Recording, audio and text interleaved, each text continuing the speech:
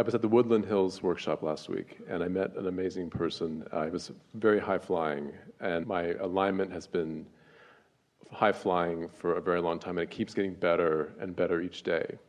And so we met for lunch, and I went with anticipation of that I was going to have a really great time. I was going to have a lot of fun. Whereas in the past, I would have been like thinking, we're going to have fun. And so we had this amazing lunch, and it was like this mastermind that sort of happened while we were there, and it was amazing and fun. And in fact, I was kind of like high for the rest of the day from it. And so what I've learned from that, and I wanted to ask you is... So is this a conditional high? No. We're just playing with you a little bit. So would you say you went there in alignment, yes, and the alignment was enhanced by what transpired later? In other words, the condition did not make you feel that clarity and that high feeling. You went right there. I went there, yes, already high. Yeah. not that high. Yeah. I know. We are vibrational drug dealers. That's what we are. So my question is, and what I've been noticing I'm an interior designer, and I love what I do, and I get paid to be creative, which is awesome. And so what I found is that as I'm on this high-flying disc, and I go to my job sites and I meet with my clients, because there's a lot of contrast, which is great. I love contrast. I'm on a job site, with workers and there's a lot going on. You like questions because you like answers. Mm-hmm. You like momentum, you like motion, right, you like being alive. You like utilizing the energy that creates worlds as the clay of creation. Right, yeah, right. What I'm learning is I'm able to now move through the day and stay in that high alignment, even though there's the contrast kind of poking at me. And what I wanted to know is, how can I increase that momentum to expand even more? The only thing that slows momentum is contradictory thought. Resistance is the only thing that slows momentum. Mm-hmm.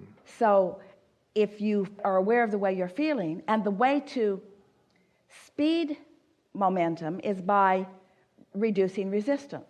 And the way to speed resistance is to become more specific. The way to slow resistance is to become more general. Mm-hmm. So you be general when you feel resistance. You become specific when you feel no resistance. You become general when you feel resistance. You become specific when you feel no resistance. Until soon you can feel yourself just moving this along. You get to decide how fast you go. Esther loves that. She loves having a vehicle that will go as fast as she dares go. In control. That was the physical exhilarating feeling about that Audi R8. And the words that she said when somebody said, "How is it?" She said, "I can put it anywhere I mean to put it, anytime I mean to put it there. If there's a little hole there, I can get in it." Mm-hmm. Right. I can get in it because it has the agility and it has the speed. It has everything it needs for me to put it where I mean to put it. The other day she was driving it, there was traffic, and she wanted to be way over there, and she thought, maybe not, because it would have needed to fly across the... She thought, my first limitation. But you get what we're talking about. Yes. It's the awareness of where you are and the realization of where your power is. Let's say it to you this way. The energy that creates worlds is the power. And it's all queued up, and it's at a very high frequency and speed, and it can accomplish anything. Right. So what you're talking about as a utilizer of this current or energy is effectively using it to the degree of your ability to receive it and direct it. Yes, yes. So it's not about the power itself, it's infinite. It's about your ability to focus it within the confines of your understood limitations. Ooh. And your limitations can become more understood by you if you are emotionally savvy, if you are emotionally aware. Right. So it really boils down to something as simple as, if it feels good, give it more attention. If it feels not good, give it less attention. Absolutely. And the less good it feels, the less attention you want to give it. So actually what we're talking about in this unconditional love, we're wanting you to guide yourself into attention to conditions that are wobble-free. In other words, it's about offering attention to something that allows the fullness of you to flow. Right. We've offered an analogy for a long time. If you're going 100 miles an hour and you hit a tree, it's a big problem. If you're going 5 miles an hour and you hit a tree, it's not such a big problem. So if there are trees that you haven't dealt with, slow down. Slow down. But once the trees are out of the way, then go have fun. It really is about that. Yes. Clear enough? Absolutely. You were talking about conditions. Actually, we're talking about unconditions, but we get what you're talking about. So there's conditions that involve the masses. How can those conditions be solved? How can, like, wars and conflicts between countries and people, do you see a solution to specific things like that? Well, what we've noticed, and we've noticed it all, is that when a conflict that you are observing, whether you are personally involved in it or observing it from a distance, when you're in the middle of contemplating it, you are launching preferences. But most humans do not become a vibrational match to their preferences. They remain a vibrational match to the condition that caused the preference to be born. So when we talk about withdrawing your attention from conditions that make you feel uncomfortable, that makes people like you want to come forward and say, but how can we help if we are not aware of the problems? And we agree to that to this extent. Your attention to the problem is creating a global solution. Mass consciousness, with all of its involvement in war and all of its awareness of war, in all of its awareness of poverty and awareness of starvation and awareness of plagues, have launched rockets of desire collectively. But as individuals, you rarely become a vibrational match to what you've launched because you're so enamored with focusing upon what is. The conditions have got you hogtied to the degree that as humans, you spend almost all of your time focused on conditions and evaluating the rightness or the wrongness of them and the degree of goodness and badness of them, which is just such an utter easy first step. You ought to be way, way past that by now. What if one side wants a solution and the other side doesn't want a solution? Both sides want a solution. They just want different solutions. But the universe can deliver a solution to both.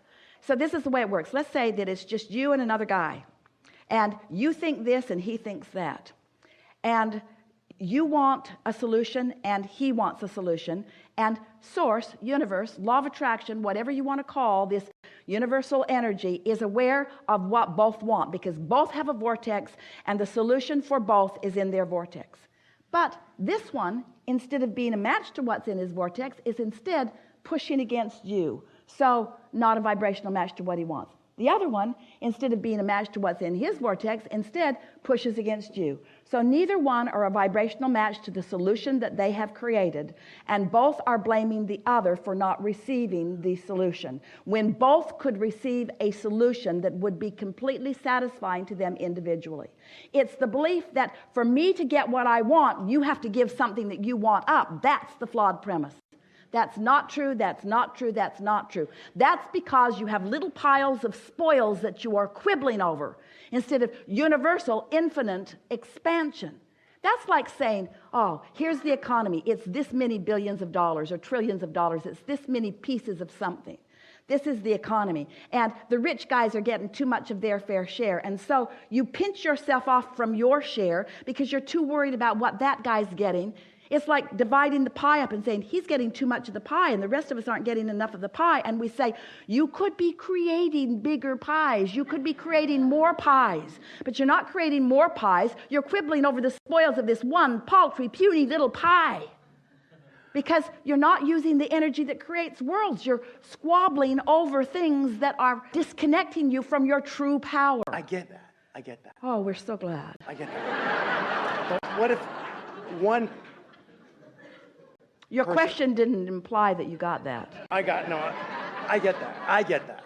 But what if one person's solution or one country solution is different than the other countries. So they can't ever come to, it can never be happy. It can never be solved. It can never be, if one person wants the other one dead, if that's going to make them happy, how is it going to be, how can they become good again?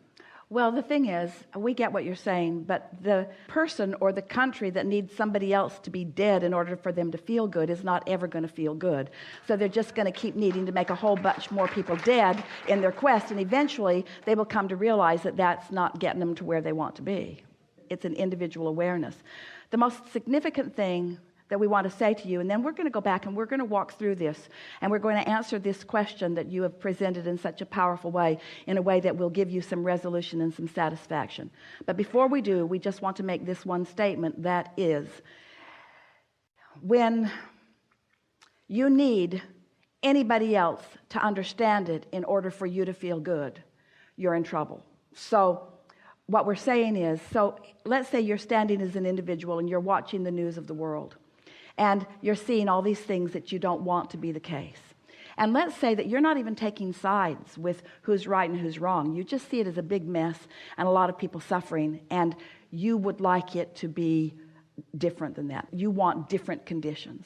So you've launched all these rockets of desire and all these rockets of desire, but you, like almost everybody else, you don't even come close to being a vibrational match to what you've asked Source for, even though Source has the ability to yield it all to you. You don't even come close to it because you've got your eye so much on the condition. You're taking score so much. You're aware of it not working out. You hold yourself in vibrational accord with the problems. And so even though you and billions of others for generations longer than we can even speak about have created a vortex of well-being that is available to anyone who allows themselves to be a vibrational match to it. So you finally realize that you can't change those conditions. You can't even get the ear of the United Nations. You can't even get a senator of the United States of America to answer your letter.